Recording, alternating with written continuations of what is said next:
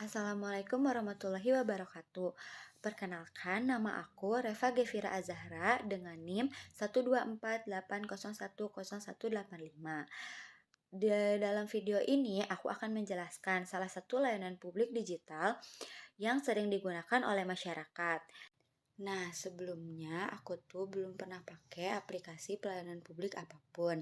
Tapi kalau disuruh milih dan disuruh harus buat memakai aplikasi layanan publik, aku mungkin akan pakai aplikasi layanan publik yang aku akan jelasin di video selanjutnya, yaitu layanan Dukcapil Online dari Direktorat Jenderal Kependudukan dan Pencatatan Sipil.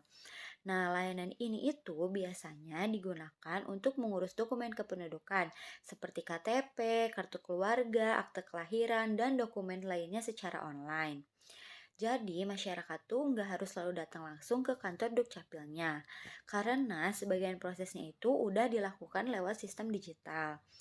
Nah, kalau dilihat dari kategori ekosistemnya, layanan Dukcapil Online ini termasuk model G2C atau Governance to Citizen.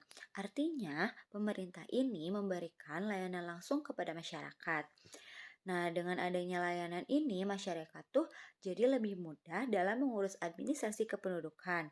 Misalnya, ketika seseorang ingin membuat KTP baru dari statusnya yang belum menikah menjadi menikah, dari yang agamanya bukan Islam menjadi Islam, dan memperbaiki data di kantor keluarga atau mengurus akte kelahiran. Nah, mereka tuh bisa mengajukan permohonan secara online terlebih dahulu tanpa harus mengantri lebih lama di kantor pelayanan.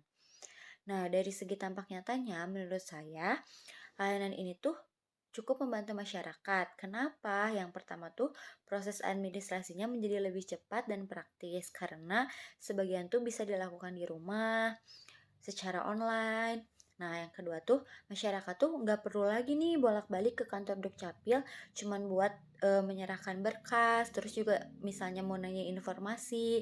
Nah, terus yang ketiga ini layanannya juga bisa mengurangi antrian panjang di kantor pelayanan karena banyak proses yang udah dialihkan ke sistem digital.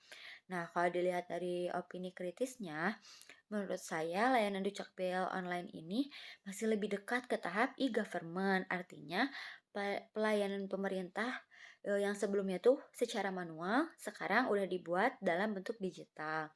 Nah, tapi untuk menuju tahap digital governance, kalau menurut saya tuh masih membutuhkan pengembangan lagi, misalnya integritas datanya yang lebih luas, terus sistem pelayanannya juga lebih cepat, terus fiturnya juga yang boleh dimengerti oleh masyarakat. Jadi masyarakat tuh bisa lebih aktif berinteraksi dengan pemerintahan.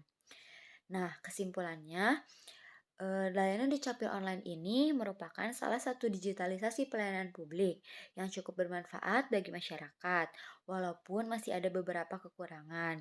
Layanan ini juga sudah membantu membuat proses administrasi kependudukan menjadi lebih mudah, lebih cepat, dan lebih efisien dibandingkan dengan cara sepenuhnya yang manual.